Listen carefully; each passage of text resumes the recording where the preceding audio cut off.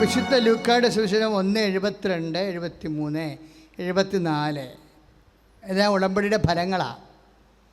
ഏതൊക്കെയാണ്? നമ്മുടെ പിതാക്കന്മാരോട് വാഗ്ദാനം ചെയ്ത കാരുണ്യം നിവർത്തിക്കാൻ. അപ്പോൾ വാഗ്ദാനം ചെയ്തത് എന്ത് വഴിയാണ്? ഉടമ്പടി വഴിയാണ് ദൈവം വാഗ്ദാനം ചെയ്തിരിക്കുന്നത്. കാരുണ്യം നിവർത്തിക്കാൻ. 73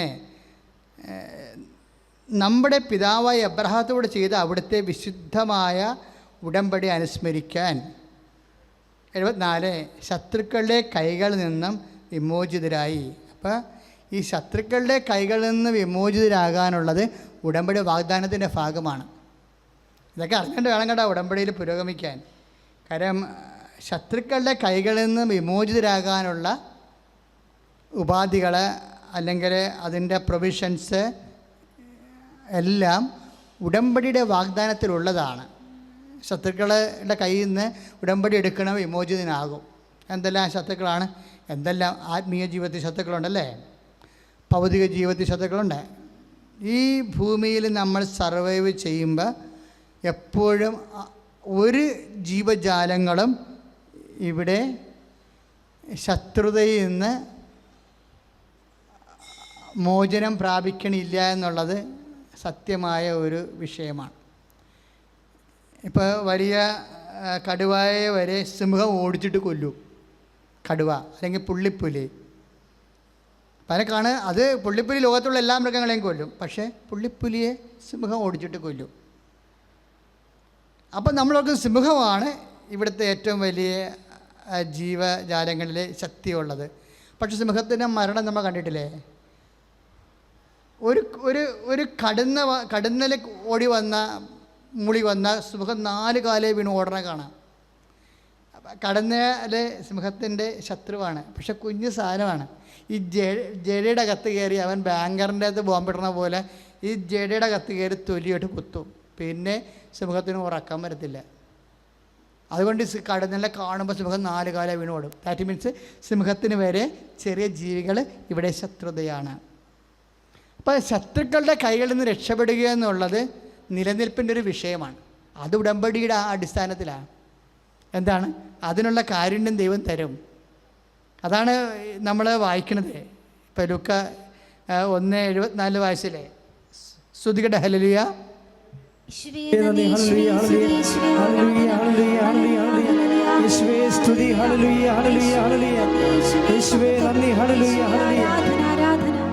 ശത്രുക്കളുടെ കൈകളിൽ നിന്ന് വിമോചിതരായി. പിന്നെന്താ? നിർഭയം. 1:75 വിശുദ്ധ ലൂക്ക. ഉടമ്പടിയുടെ ഫലങ്ങളാണിതൊക്കെ. നിർഭയം, പരിശുദ്ധിയിലും നീതിയിലും എപ്പോഴും അവിടുത്തെ മുമ്പിൽ ശുശ്രൂഷ ചെയ്യാൻ വേണ്ട അനുഗ്രഹം നൽകാനുമായിട്ടാണിത്. Praise the Lord. അപ്പോൾ അത് അനുഗ്രഹം എന്ന വാക്ക് അവിടെ വരുന്നുണ്ട് 75ാമത്തെ വാക്കായിട്ട്. എന്തിനുള്ള അനുഗ്രഹമാണ് ഉടമ്പടി തരണത്? Blessings, physical favours. എന്തിനുള്ളതാണത്? ഒന്ന്, ശത്രുക്കളുടെ കയ്യിൽ നിന്ന് രക്ഷപ്പെടാൻ. പിന്നെ എന്തിനാണുള്ളത്? നിർഭയം. ഇവിടെ എങ്ങനെയെങ്കിലും ജീവിച്ചാൽ പോരാ, ഭയമില്ലാതെ ജീവിക്കണം. ഭയമില്ലാതെ. കാര്യം കാലങ്ങൾ ഓരോന്ന് മാറി മാറി വരുമ്പോൾ ഭയം കൂടിക്കൂടി വരണ പോലെ നമുക്ക് തോന്നുന്നുണ്ടല്ലേ? അമ്മമാർ വരെ അർത്ഥനഗ്നരായ കുഞ്ഞുങ്ങളെ കൊണ്ട് അവരുടെ ശരീരത്തിൽ ചിത്രം വരപ്പിച്ച് പൊതുജനങ്ങളെ അത് കാണിക്കുമ്പോൾ അവിടുത്തെ മതിലാരാ? അമ്മയുടെ മുതുകാണ് മതിൽ, അല്ലെങ്കിൽ ശരീരം. അപ്പോൾ ജനങ്ങളും അത് കണ്ടു. അപ്പോൾ കുഞ്ഞുങ്ങൾ വളർന്നു വരുമ്പോൾ സ്വാഭാവികമായി അവരുടെ നിഷ്കളങ്കതയുടെ നേരെ നഗ്നത ഒരു വിജയം വരിക്കുന്നുണ്ട്. ഇത് നമ്മുടെ കാലഘട്ടത്തെ ഭയപ്പെടുത്തുന്നുണ്ട് ശരിക്കും. അതിന് വേറെ എന്തെല്ലാം രീതിയിൽ അതിനെ വ്യാഖ്യാനിച്ചാലും അടിസ്ഥാനപരമായും മനുഷ്യൻ ശരീരത്തിലുള്ളിടത്തോളം കാലം ശരീരമായ കാര്യങ്ങളെല്ലാം വളരെ സൂക്ഷിച്ച് കൈകാര്യം ചെയ്താണ് സമൂഹം സാംസ്കാരികമായ ഉന്നമനം പ്രാപിക്കുന്നത്. അതിനെതിരെ മനുഷ്യൻ്റെ കുഞ്ഞു മനസ്സിനെ തന്നെ അലോസരപ്പെടുത്തുമ്പോൾ ശരിക്കും ഒരു സുരക്ഷിതത്വം നഷ്ടപ്പെടുന്ന പോലെയാണ്. എവിടെയൊക്കെ ഒരു സെക്യൂരിറ്റി നമുക്ക് നഷ്ടപ്പെടുന്നുണ്ട്. കാര്യം അതിനെ അനുകൂലിക്കുന്നവരുടെ എണ്ണം ഈ കാലഘട്ടത്തിൽ കൂടുതലാണ്. അവർ സൃഷ്ടിച്ച് വെക്കാൻ കൊണ്ടുവരാൻ പോകുന്ന ഒരു ലോകം നാളെ നമ്മുടെ മനുഷ്യരാശിയെ കാത്തു നിൽക്കുന്നുണ്ട്. ഇതൊരു ഭയം ഉണ്ടാക്കുന്നുണ്ട് ശരിക്കും. വ്യത്യസ്തമായ കാലഘട്ടങ്ങളിൽ വ്യത്യസ്തമായ ഭയങ്ങളുണ്ടാകും. വ്യത്യസ്തമായ കാലഘട്ടങ്ങളിൽ വ്യത്യസ്തമായ ഭയം. അതിനൊക്കെ എന്നാ നീതീകരണമൊക്കെ പറഞ്ഞാലും ഭയം ഭയമായി തന്നെ നിൽക്കും. കാര്യം ഞങ്ങളെ കുടുംബത്തിൽ എല്ലാവരും നഗ്നരായിട്ടാണ് അങ്ങോട്ടും ഇങ്ങോട്ടും നടക്കണമെന്നൊക്കെ നമ്മളൊക്കെ പറയാം. ഒക്കെ കേൾക്കാനൊക്കെ സുഖമുണ്ടെങ്കിലും ഈ മനുഷ്യരെയും മൃഗങ്ങളെയും തമ്മിൽ വ്യത്യാസപ്പെടുത്തുന്ന ഒരു സംഭവം, ഈ മൃഗങ്ങൾ സാരി ഉടുത്തിട്ടില്ല, അതുപോലെ തന്നെ ഈ നിക്കർ ഇട്ടിട്ടില്ല എന്നുള്ളതാണ് ആദ്യത്തെ ഒരു തടസ്സം എന്ന് പറയണത്, തമ്മിലുള്ള വ്യത്യാസം എന്ന് പറയണത്. ഫസ്റ്റ് വരണത് ഈ വസ്ത്രത്തിലാണ് വരണത്. വസ്ത്രം മാറ്റിയാൽ നമ്മൾ അവരും തമ്മിൽ സ്വഭാവത്തിൽ വലിയ പലരുടെയും കാട്ടായങ്ങൾ കാണുമ്പോൾ സ്വഭാവത്തിൽ വലിയ വ്യത്യാസമുള്ളതായിട്ട് തോന്നണില്ല. അപ്പോൾ അത് അങ്ങനെ വരുമ്പോഴത്തെ എങ്ങോട്ട് പോകും? നമ്മുടെ മനുഷ്യത്വം, മാനവികത എന്ന് പറയണത് എന്താണ്? മാനവികതയും മൃഗീയതയും തമ്മിലുള്ള അതിർവരമ്പുകളുടെ അത് ലോലമായി കൊണ്ടുപോകുന്നത് ഒരു ഭയത്തിന് കാരണമാണ്. പക്ഷേ ഇവിടെ നിർഭയത്വം ഉണ്ടാകണം. അപ്പം ഭയപ്പെടുത്തുന്ന എല്ലാ നരകീയ അന്ധകാര ശക്തികൾക്കെതിരെയുള്ള പോരാട്ടങ്ങൾ സുവിശേഷത്തിൻ്റെ പ്രതിബദ്ധതയുടെ ഭാഗമാണ്. ശ്രുതികട്ടെ ഹല്ലേലൂയ, യേശുവേ സ്തോത്രം, ഹല്ലേലൂയ, ഹല്ലേലൂയ, യേശുവേ സ്തുതി, ഹല്ലേലൂയ, ഹല്ലേലൂയ, ഹല്ലേലൂയ, ഹല്ലേലൂയ. ഓ ദിവ്യകാരുണ്യ സ്നേഹമേ, അങ്ങേയ്ക്കൊരായിരം സ്തോത്രമേ.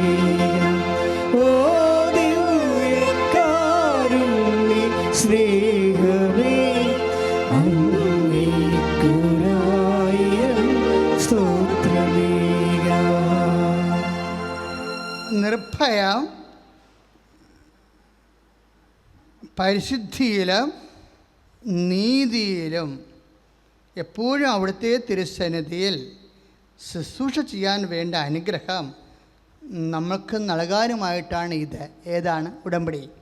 ഉടമ്പടിയിലൂടെയാണ് ഇപ്പോൾ വിശുദ്ധ ലൂക്കാ 1:74-75 പ്രകാരം നമ്മൾ വിശുദ്ധിയിൽ നിർഭയം ശത്രുക്കളിൽ നിന്ന് രക്ഷപ്പെട്ട് നമ്മൾ ദൈവത്തിന് നീതിയിൽ ശുശ്രൂഷ ചെയ്യണത്. സക്കറിയ പുരോഹിതൻ്റെ പരിശുദ്ധാത്മാവ് നിറഞ്ഞുള്ള പ്രവചന ഗീതമാണിത്.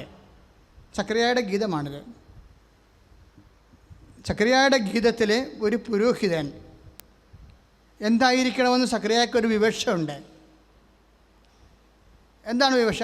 അതായത് പരിശുദ്ധി ഉണ്ടാകണം, നീതി ഉണ്ടാകണം, ശുശ്രൂഷ നിർഭയമായിരിക്കണം.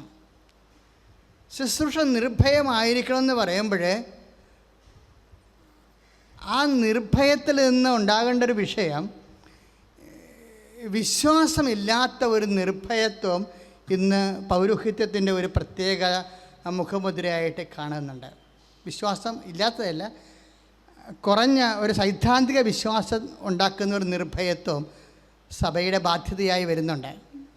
അത് സക്കറിയ പുരോഹിതത്തിൽ നിന്ന് വരണതാ. ശ്രുതികട്ടെ ഹല്ലേലൂയ, യേശുവേ സ്തോത്രം, hallelujah, hallelujah, hallelujah, hallelujah, hallelujah, യേശുവേ സ്തോത്രം, യേശുവേ സ്തുതി, ഹല്ലേലൂയ, ഹല്ലേലൂയ, ഹല്ലേലൂയ, യേശുവേ നന്ദി, ഹല്ലേലൂയ, ഹല്ലേലൂയ. ഓ ദിവ്യകാരുണ്യ സ്നേഹമേ, അങ്ങേയ്ക്കൊരായിരം സ്തോത്രമേക. ഓ ദിവ്യകാരുണ്യ സ്നേഹമേ, അങ്ങേയ്ക്കൊരായിരം സ്തോത്രമേക. ആയിരുന്നവനും ആയിരിക്കുന്നവനും വരുവാനിരിക്കുന്നവനും സർവശക്തനുമായ എൻ്റെ യേശു തമ്പുരാന് 1000 കോടി നന്ദി. അവിടുത്തെ വത്സല മാതാവിനും 1000 കോടി നന്ദി. ദൈവത്തിനും പരിശുദ്ധാത്മാവിനും എന്നും എന്നേക്കും സ്തുതിയും ആരാധനയും പുകഴ്ചയും. ഞാൻ ശ്രീലതാദാസൻ കൂത്താട്ടുകുളത്തുനിന്ന് വരുന്നു. ഇതെൻ്റെ മോനാണ് ഹരീഷ്. ഞാൻ 5ാമത്തെ പ്രാവശ്യമാണ് ഇവിടെ ദൈവ തിരുസന്നിധിയിൽ അമ്മ പ്രത്യക്ഷപ്പെട്ട അൾത്താരയിൽ സാക്ഷ്യം പറയാൻ ഇടയൊരുക്കിയത്. ഞാൻ 4 പ്രാവശ്യം സാക്ഷ്യം പറഞ്ഞെങ്കിൽ അന്നൊക്കെ ചാടി ഓടി വന്ന് സാക്ഷ്യം പറഞ്ഞു. എനിക്ക് യൂട്യൂബിലും അതുപോലെ പത്രത്തിലുമൊക്കെ സാക്ഷ്യം അടിച്ചു വന്നു. എങ്കിലും അന്നൊന്നും എനിക്ക് പേടിയില്ലായിരുന്നു. പക്ഷേ ഇന്ന് ഒരു ഭയങ്കര നെഞ്ചുടിപ്പോടെയും വളരെ ഒരു പ്രത്യേക ഒരു സിറ്റുവേഷനിലൂടെയാണ് ഞാൻ നമ്മുടെ മുമ്പിൽ നിൽക്കുന്നത്. അതായത് എനിക്കിപ്പോൾ ബോധ്യമുണ്ട്, ഞാൻ 6.5 വർഷം കൊണ്ട് ശരിയായ ട്രാക്കിലേക്ക് ഞാൻ കയറാൻ പോകുന്നു, അല്ലെങ്കിൽ കയറി തുടങ്ങിയെന്ന്. അതിന് എൻ്റെ അമ്മയ്ക്കും അവിടുത്തെ തിരുക്കുമാരനും 1000 കോടി നന്ദി. ഞാൻ അന്ന് 2019 ഞാൻ ഉടമ്പടി എടുത്തത്. മാർച്ച് 10 തീയതിയാണ്, 2019 മാർച്ച് 10 തീയതിയാണ് ഞാൻ ആദ്യം ഉടമ്പടി എടുത്തത്. ജീവിത വഴിത്താരിയിൽ അമ്മയുടെയും ഈശോയുടെയും നിറസാന്നിധ്യം ഒരുപാട് പ്രാവശ്യം അനുഭവിക്കാൻ എൻ്റെ തിരിയിൽ, നീലത്തിരിയിലും പച്ചത്തിരിയിലും അമ്മയും ഉണ്ണീശോയും ഒരുപാട് പ്രാവശ്യം വന്നിട്ടുണ്ട്. ക്രൂശിതനായ ഈശോ എൻ്റെ പച്ചത്തിരിയിൽ ഇങ്ങനെ കിടക്കുമ്പോൾ അത് കാണുമ്പോൾ അത് മാത്രം മതി എൻ്റെ സഹനങ്ങളെല്ലാം ആ പാദത്തിൽ അർപ്പിച്ച് എനിക്ക് ഓരോ ദിവസവും തരണം ചെയ്യുവാൻ. എൻ്റെ അമ്മയ്ക്കും ഈശോയ്ക്കും 1000 കോടി നന്ദി വീണ്ടും പറയുന്നു. എനിക്ക് 24 വർഷമായിട്ട് എൻ്റെ കാലിൽ ഒരു കുഴിനകത്തിൻ്റെ ഡിസ്റ്റർബൻസ് ഉണ്ടായിരുന്നു. അത് വളരെ വൃത്തികേടായിരുന്നു. അത് മഴയത്ത് ഇറങ്ങി കഴിയുമ്പോൾ അതിൻ്റെത്തേക്ക് നമ്മൾ എത്ര ക്ലീൻ ചെയ്താലും അത് മഴയത്തൊക്കെ ഇറങ്ങി ചെയ്യുമ്പോൾ വളരെ മണ്ണൊക്കെ അതിലേക്ക് കയറി ഈച്ച വരെ വന്നിരിക്കുന്ന അനുഭവങ്ങളുണ്ടായിട്ടുണ്ട്. പക്ഷേ ഞാൻ ഉടമ്പടി എടുത്ത് എനിക്ക് 3 മാസമായപ്പോഴത്തേക്കും എൻ്റെ മോൾ എന്നോട് പറഞ്ഞു, അമ്മയുടെ കാലിൻ്റെ നാഗം കണ്ടാൽ വളരെ വൃത്തികേടാണല്ലോ, അപ്പോൾ ഞാൻ ഇച്ചിരി ക്യൂടെക്സ് ഇട്ട് തരാമെന്നൊക്കെ പറഞ്ഞ് ഇട്ട് തന്നു.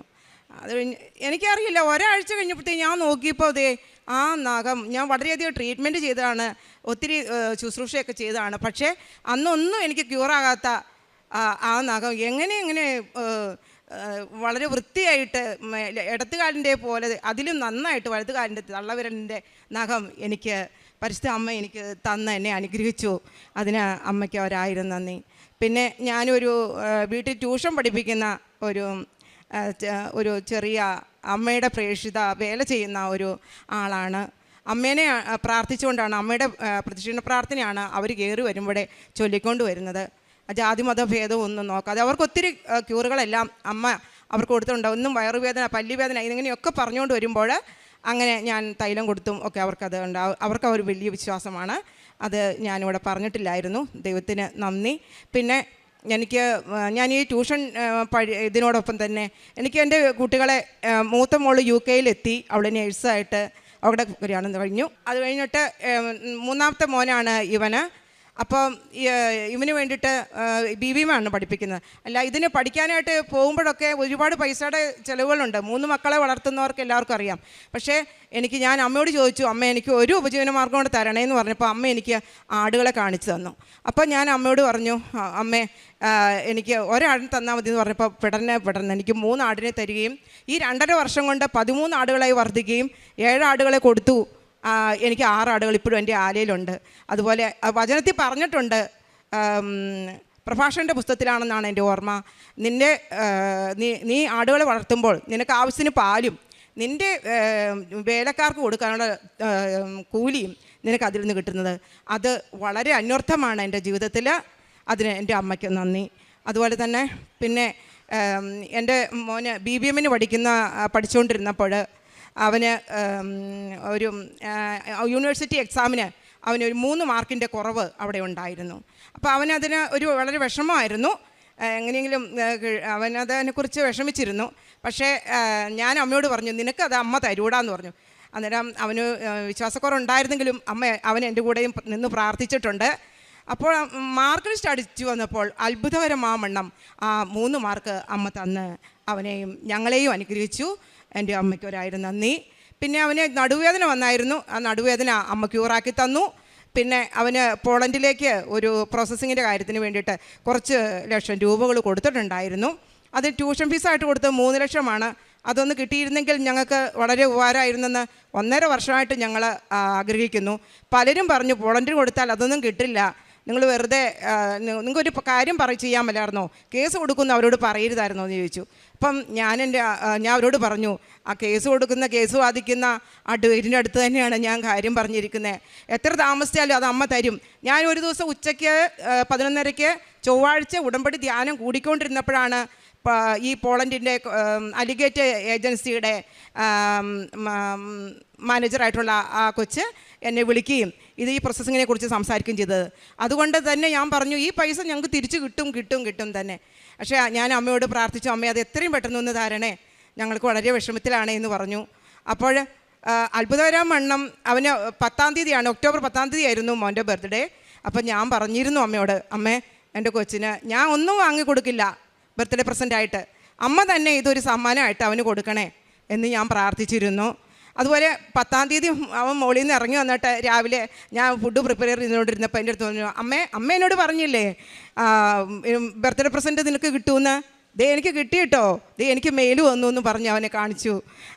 അന്ന് തന്നെ അതിൻ്റെ പ്രോസസ്സിങ് എല്ലാം ചെയ്ത് പിറ്റേ ദിവസം അവൻ്റെ അക്കൗണ്ടിലേക്ക് 3 ലക്ഷം രൂപയും അതിന് കുറച്ച് സംതിങ്ങേ ഉണ്ടായിരുന്നുള്ളൂ അതിൻ്റെ ചാർജ്, അതുമാത്രം അവരെടുത്തുകൊണ്ട് ബാക്കി പൈസ മുഴുവനും എൻ്റെ കൊച്ചിൻ്റെ അക്കൗണ്ടിലേക്ക് റീഫണ്ട് തന്നതിന് എൻ്റെ അമ്മയ്ക്ക് 1000 നന്ദി.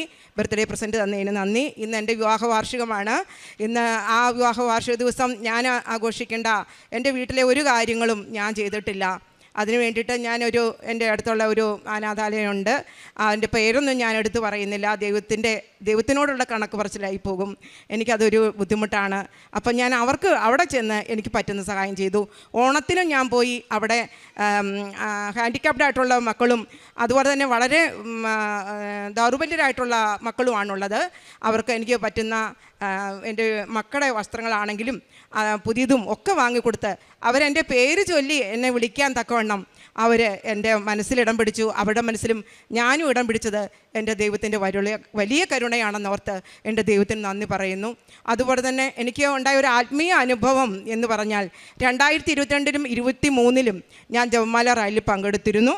ഈ 25-ലും ഞാൻ പങ്കെടുത്തു. എങ്കിലും അന്ന് എനിക്ക് പ്രത്യേക നിയോഗങ്ങളൊന്നുമില്ലാതെ ഞാൻ വഴി നടക്കുകയായിരുന്നു.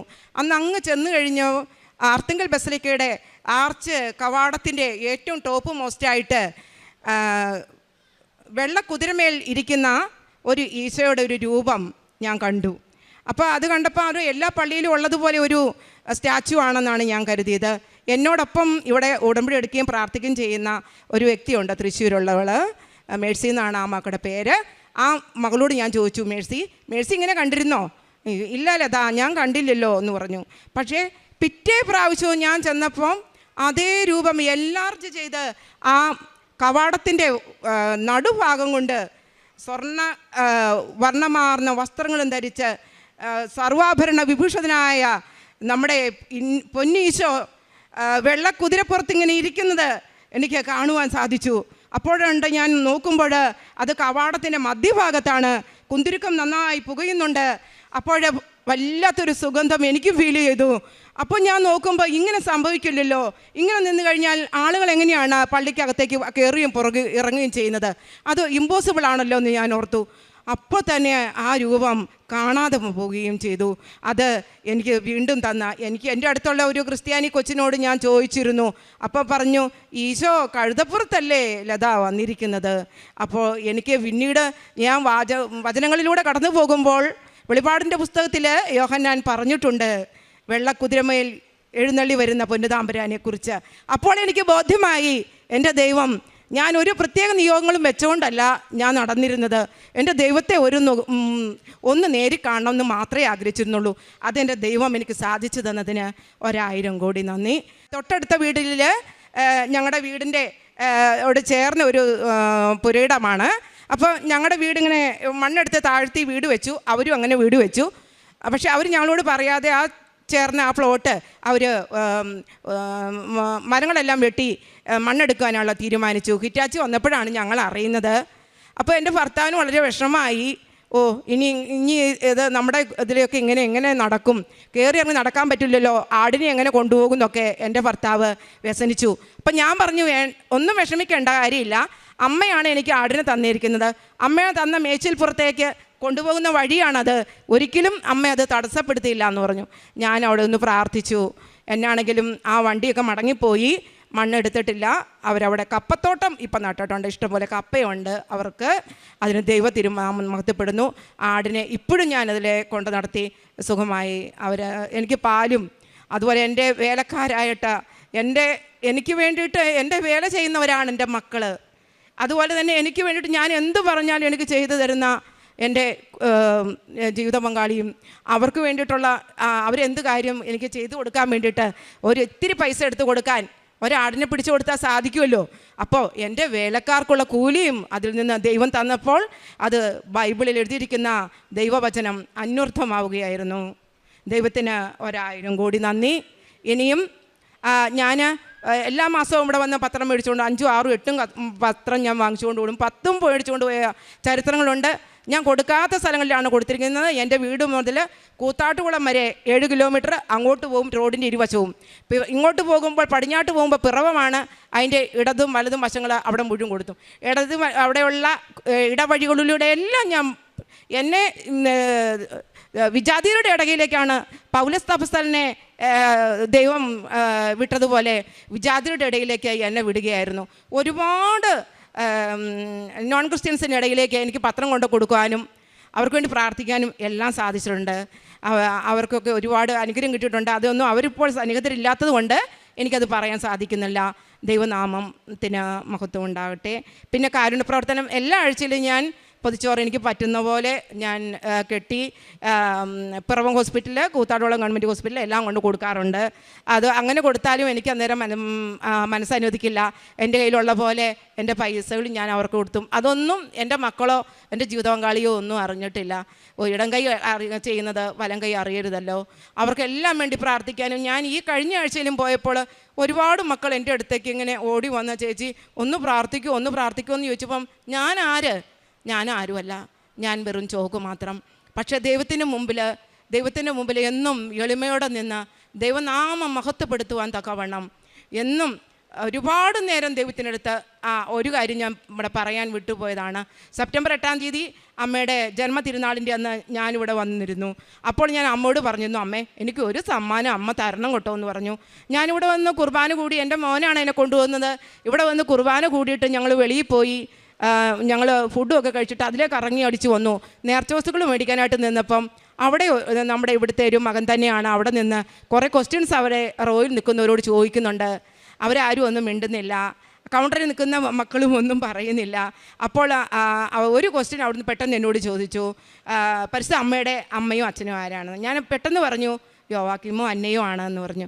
അപ്പം ആ കൊച്ചൻ്റെ നേരെ നോക്കി, എനിക്ക് വേണ്ടുന്ന ആൾ വന്നു, ഞാൻ ഇവരോട് ചോദിച്ചോളാം എന്ന് പറഞ്ഞു. കുറേ ക്വസ്റ്റ്യൻസ് എന്നോട് ചോദിച്ചു. 5-8 ചോദ്യം ചോദിച്ചു. എനിക്ക് 4-5 എണ്ണത്തിനൊക്കെ എനിക്ക് ആൻസർ പറയാൻ പറ്റി.